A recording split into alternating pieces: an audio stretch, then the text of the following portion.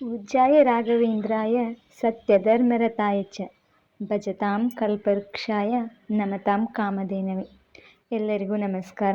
ಇವತ್ತಿನ ದಿನ ನಾನು ನಿಮಗೆ ರಾಯರ 2 ಅದ್ಭುತ ಪವಾಡಗಳನ್ನು ತಿಳಿಸ್ಕೊಡ್ತೀನಿ. ಗುರು ರಾಘವೇಂದ್ರ ರಾಯರ ಪವಾಡ. ಕಳೆದು ಹೋದ ಮಗು ಮರಳಿ ತಂದೆ ತಾಯಿಗೆ ಸಿಕ್ಕ ದಿನ. ಒಂದು ಹಳ್ಳಿಯಲ್ಲಿ ರಾಮಯ್ಯ ಮತ್ತು ಸೀತಮ್ಮ ಎಂಬ ದಂಪತಿಗಳು ಇದ್ದರು. ತಮ್ಮ 5 ವರ್ಷದ ಮಗನೊಂದಿಗೆ ಸಂತೋಷವಾಗಿ ಜೀವನವನ್ನು ಸಾಗಿಸುತ್ತಿದ್ದರು. ಒಂದು ದಿನ ತಮ್ಮ ಊರಿನ ಜಾತ್ರೆಗೆ ಮಗನೊಂದಿಗೆ ದಂಪತಿಗಳಿಬ್ಬರು ದೇವರ ದರ್ಶನಕ್ಕೆಂದು ಹೋದರು. ಆ ಜಾತ್ರೆಯ ಗದ್ದಲದಲ್ಲಿ ಅವರ ಮಗ ಕಾಣೆಯಾಗಿ ಬಿಟ್ಟನು. ಎಲ್ಲೆಡೆ ಹುಡುಕಿದರು, ಮಗ ಸಿಗಲಿಲ್ಲ. ಇಬ್ಬರು ದಂಪತಿಗಳು ಆತಂಕಗೊಳಗಾದರು. ತಮಗೆ ಇರುವ ಒಬ್ಬನೇ ಒಬ್ಬ ಮಗ ಕಾಣುತ್ತಿಲ್ಲವೆಂದು ಜಾತ್ರೆ ಪೂರ್ತಿ ಹುಡುಕಾಡಿದರು, ಕೂಗಾಡಿದರು ಹಾಗೂ ಕಣ್ಣೀರು ಹಾಕಿದರು. ಆತಂಕಗೊಂಡ ದಂಪತಿಗಳು ಕಣ್ಣೀರಿನಿಂದ ಗುರು ರಾಘವೇಂದ್ರ ರಾಯರನ್ನು ಸ್ಮರಿಸಿ, ಗುರುಗಳೇ, ನಾವು ನಿಮ್ಮ ಭಕ್ತರು, ನಿಮ್ಮನ್ನೇ ನಂಬಿದ್ದೇವೆ. ನಮ್ಮ ಮಗುವನ್ನು ಸುರಕ್ಷಿತವಾಗಿ ನಮ್ಮ ಬಳಿ ಸೇರಿಸು ತಂದೆ ಎಂದು ನಿಂತ ಸ್ಥಳದಲ್ಲೇ ಪ್ರಾರ್ಥಿಸಿದರು. ಅದೇ ಸಮಯದಲ್ಲಿ ಹತ್ತಿರದ ಊರಿನ ಒಬ್ಬ ವೃದ್ಧ ಬ್ರಾಹ್ಮಣನಿಗೆ ಕನಸಿನಲ್ಲಿ ಗುರು ರಾಘವೇಂದ್ರರು ಕಾಣಿಸಿಕೊಂಡರು. ಒಂದು ಮಗು ದೇವಾಲಯದ ಬಳಿ ಅಳುತ್ತಾ ನಿಂತಿದೆ. ನೀನು ಆ ದೇವಾಲಯದ ಹತ್ತಿರ ಹೋಗಿ ಆ ಮಗುವನ್ನು ಸುರಕ್ಷಿತವಾಗಿ ಕರೆದುಕೊಂಡು ಅವರ ತಂದೆ ತಾಯಿಗೆ ಒಪ್ಪಿಸು ಎಂದು ರಾಯರು ಆ ವೃದ್ಧನ ಕನಸಿನಲ್ಲಿ ಬಂದು ಹೇಳಿದರು. ಆತನಿಗೆ ಬೆಳಿಗ್ಗೆ ಎಚ್ಚರವಾಯಿತು.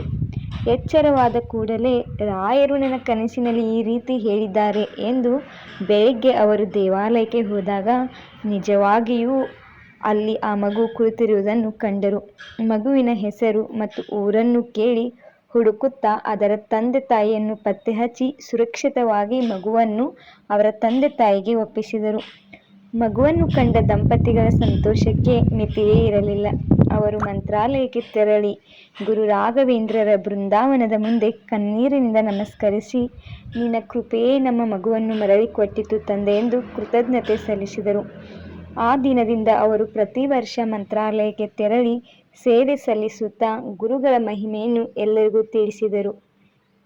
ಈ ನೀತಿಯ ಅರ್ಥ, ಈ ಕಥೆಯ ಅರ್ಥ, ಈ ಪವಾಡದ ಅರ್ಥವೇನೆಂದರೆ, ಗುರು ರಾಘವೇಂದ್ರರಲ್ಲಿ ಅಚಲ ನಂಬಿಕೆ ಮತ್ತು ಭಕ್ತಿ ಇಟ್ಟವರಿಗೆ ಅವರ ಕೃಪೆ ಜೀವನದಲ್ಲಿ ಧೈರ್ಯ, ಆಶ್ರಯ ಮತ್ತು ನೆಮ್ಮದಿಯನ್ನು ನೀಡುತ್ತದೆ. ರಾಯರನ್ನು ಬಲವಾಗಿ ನಂಬಿ ಅನುಮಾನಿಸಬೇಡಿ ಎಂದು ಈ ನೀತಿ ಹೇಳುತ್ತದೆ. ಪ್ರತಿನಿತ್ಯ ರಾಯರ ಪವಾಡಗಳನ್ನು ಕೇಳುವುದರಿಂದ ಮನಸ್ಸಿಗೆ ನೆಮ್ಮದಿ ದೊರೆಯುತ್ತದೆ ಹಾಗೂ ರಾಯರಲ್ಲಿ ನಂಬಿಕೆ ಹೆಚ್ಚಾಗುತ್ತದೆ. ರಾಯರಲ್ಲಿ ನಂಬಿಕೆ ಹೆಚ್ಚಾದಾಗ ರಾಯರ ಕೃಪೆ ಬೇಗ ದೊರೆಯುತ್ತದೆ. ಈಗ 2ನೇ ಪವಾಡ. ಗುರು ರಾಘವೇಂದ್ರ ರಾಯರ ಪವಾಡ. ಒಬ್ಬ ಬಡ ರೈತನ ಬೆಳೆಯನ್ನು ರಾಯರು ಹೇಗೆ ರಕ್ಷಣೆ ಮಾಡಿದರು. ಒಂದು ಹಳ್ಳಿಯಲ್ಲಿ ವೆಂಕಟಪ್ಪ ಎಂಬ ಬಡ ರೈತ ತನ್ನ ಹೆಂಡತಿ ಮತ್ತು 2 ಮಕ್ಕಳೊಂದಿಗೆ ಬದುಕುತ್ತಿದ್ದನು. ಅವನು ಕಷ್ಟಪಟ್ಟು ಹೊಲದಲ್ಲಿ ಬೆಳೆ ಬೆಳೆಸಿದ್ದರೂ ಆ ವರ್ಷ ಮಳೆ ಕಡಿಮೆಯಾಗಿ ಬೆಳೆ ಒಣಗುವ ಸ್ಥಿತಿಗೆ ಬಂದಿತು. ರೈತನಿಗೆ ಆತಂಕವಾಯಿತು. ದಿನದಿಂದ ದಿನಕ್ಕೆ ಆತಂಕ ಹೆಚ್ಚಾಗುತ್ತಾ ವೆಂಕಟಪ್ಪನು ಮಂತ್ರಾಲಯದ ಗುರು ರಾಘವೇಂದ್ರ ರಾಯರನ್ನು ಮನಸ್ಸಿನಲ್ಲಿ ಸ್ಮರಿಸಿ, ಗುರುಗಳೇ, ನಮ್ಮ ಕುಟುಂಬವನ್ನು ಈ ಸಂಕಷ್ಟದಿಂದ ಕಾಪಾಡಿ ಎಂದು ಭಕ್ತಿಯಿಂದ ಪ್ರಾರ್ಥಿಸಿದರು. ಅದೇ ರಾತ್ರಿ ಅವನಿಗೆ ಕನಸಿನಲ್ಲಿ ಗುರು ರಾಘವೇಂದ್ರರು ಕಾಣಿಸಿಕೊಂಡು, ನಾಳೆ ಬೆಳಿಗ್ಗೆ ಹೊಲದ ಪೂರ್ವ ದಿಕ್ಕಿನಲ್ಲಿ ಇರುವ ಹಳೆಯ ಬಾವಿಯನ್ನು ಸ್ವಚ್ಛಗೊಳಿಸು, ಅಲ್ಲಿ ನಿನಗೆ ನೀರು ದೊರೆಯುತ್ತದೆ ಎಂದು ಹೇಳಿದರು.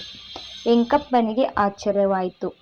ಬೆಳಿಗ್ಗೆ ಎದ್ದ ಕೂಡಲೇ ವೆಂಕಪ್ಪನವರು ಊರಿನವರ ಸಹಾಯದಿಂದ ಬಾವಿಯನ್ನು ಸ್ವಚ್ಛಗೊಳಿಸಿದಾಗ ಅವನಿಗೆ ಆಶ್ಚರ್ಯವಾಯಿತು. ಒಳಗಿನಿಂದ ನೀರು ಹೊರಬರಲು ಆರಂಭಿಸಿತು. ಆ ನೀರಿನಿಂದ ಅವನು ತನ್ನ ಹೊಲಕ್ಕೆ ನೀರಾವರಿ ಮಾಡಿಸಿದನು. ಕೆಲವೇ ದಿನಗಳಲ್ಲಿ ಒಣಗುತ್ತಿದ್ದ ಬೆಳೆ ಹಸಿರಾಗಿ ಬೆಳೆಯತೊಡಗಿತು. ಈ ಅದ್ಭುತವನ್ನು ಕಂಡ ಊರಿನವರು ಎಲ್ಲರೂ ಆಶ್ಚರ್ಯಚಕಿತರಾದರು. ವೆಂಕಟಪ್ಪನು ತನ್ನ ಕುಟುಂಬದೊಂದಿಗೆ ಮಂತ್ರಾಲಯಕ್ಕೆ ತೆರಳಿ ಗುರು ರಾಘವೇಂದ್ರ ಬೃಂದಾವನದ ಮುಂದೆ ಭಕ್ತಿಯಿಂದ ನಮಸ್ಕರಿಸಿದರು. ನಿಮ್ಮ ಕೃಪೆಯಿಂದ ನಮ್ಮ ಬದುಕು ಉಳಿಯಿತು ಎಂದು ಕೃತಜ್ಞತೆ ಸಲ್ಲಿಸಿದರು. ಆ ದಿನದಿಂದ ವೆಂಕಪ್ಪನು ಪ್ರತಿ ವರ್ಷ ಮಂತ್ರಾಲಯಕ್ಕೆ ಹೋಗಿ ಸೇವೆ ಸಲ್ಲಿಸುತ್ತಾ ಗುರುಗಳ ಮಹಿಮೆಯನ್ನು ಎಲ್ಲರಿಗೂ ಹೇಳುತ್ತಾ ಬಂದನು. ತನ್ನ ಹೊಲದಲ್ಲಿ ಬೆಳೆದಂಥ ಬೆಳೆಯನ್ನು ನೋಡಿ ಖುಷಿಯಿಂದ ರಾಯರಿಗೆ ನಮಸ್ಕರಿಸಿದನು. ತನ್ನ ಹೊಲದಲ್ಲಿ ಬೆಳೆದಂಥ ಬೆಳೆಯಿಂದ ಮಂತ್ರಾಲಯಕ್ಕೆ ಹೋಗಿ ತನಗೆ ಸಾಧ್ಯವಾದಷ್ಟು ಜನರಿಗೆ ಅನ್ನಪ್ರಸಾದವನ್ನು ಮಾಡಿದನು. ಹೀಗೆ ರಾಯರ ಪವಾಡಗಳು ಒಬ್ಬೊಬ್ಬರ ಜೀವನದಲ್ಲಿ ಒಂದೊಂದು ರೀತಿಯಲ್ಲಿ ರಾಯರ ಪವಾಡಗಳಾಗಿವೆ. ನಿಮ್ಮ ಜೀವನದ ಕಷ್ಟಗಳು ಕೂಡ ಆದಷ್ಟು ಬೇಗ ಬಗೆಹರಿಯುತ್ತದೆ. ರಾಯರಲ್ಲಿ ಅಪಾರವಾದ ನಂಬಿಕೆ ಇಡಿ. ಯಾವುದೇ ಕಾರಣಕ್ಕೂ ರಾಯರನ್ನು ಅವಮಾನಿಸಬೇಡಿ, ಹಾಗೆ ಅನುಮಾನಿಸಬೇಡಿ. ರಾಯರ ನಮ್ಮ ಭಕ್ತಿಯನ್ನು ಪರೀಕ್ಷಿಸುತ್ತಿದ್ದಾರೆ. ರಾಯರು ಕಷ್ಟಗಳನ್ನು ಆದಷ್ಟು ಬೇಗ ನಿವಾರಣೆ ಮಾಡಿ ಎಲ್ಲರ ಜೀವನದಲ್ಲಿ ಒಂದು ಒಳ್ಳೆಯ ಸಂದೇಶ ನೀಡುತ್ತಾರೆ. ಅಲ್ಲಿಯವರೆಗೂ ನಾವು ಕಾಯಬೇಕು ಅಷ್ಟೇ. ಈ ನೀತಿಯ ಅರ್ಥವೆಂದರೆ, ಗುರು ರಾಘವೇಂದ್ರರಲ್ಲಿ ನಂಬಿಕೆ ಮತ್ತು ಭಕ್ತಿ ಇದ್ದವರಿಗೆ ಅವರು ಸಂಕಷ್ಟದ ಸಮಯದಲ್ಲಿ ದಾರಿ ತೋರಿಸಿ ಯಾವುದಾದರೊಂದು ರೂಪದಲ್ಲಿ ಸಹಾಯ ಮಾಡುತ್ತಾರೆ.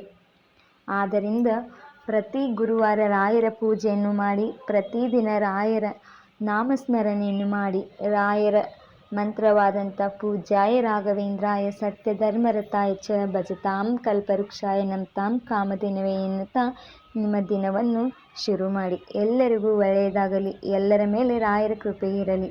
ಎಲ್ಲರ ಜೀವನದಲ್ಲಿ ರಾಯರ ಪ್ರವೇಶವಾಗಲಿ ಎಂದು ಕೇಳುತ್ತೇನೆ. ಗುರು ರಾಘವೇಂದ್ರರಲ್ಲಿ ನಂಬಿಕೆ ಮತ್ತು ಭಕ್ತಿ ಇದ್ದವರಿಗೆ ಅವರು ಸಂಕಷ್ಟದ ಸಮಯದಲ್ಲಿ ದಾರಿ ತೋರಿಸಿ ಯಾವುದಾದರೊಂದು ರೂಪದಲ್ಲಿ ಸಹಾಯ ಮಾಡುತ್ತಾರೆ.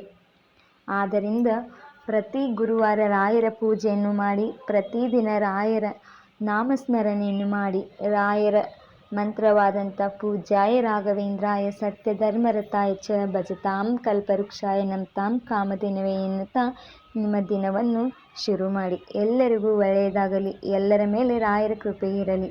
ಎಲ್ಲರ ಜೀವನದಲ್ಲಿ ರಾಯರ ಪ್ರವೇಶವಾಗಲಿ ಎಂದು ಕೇಳುತ್ತೇನೆ.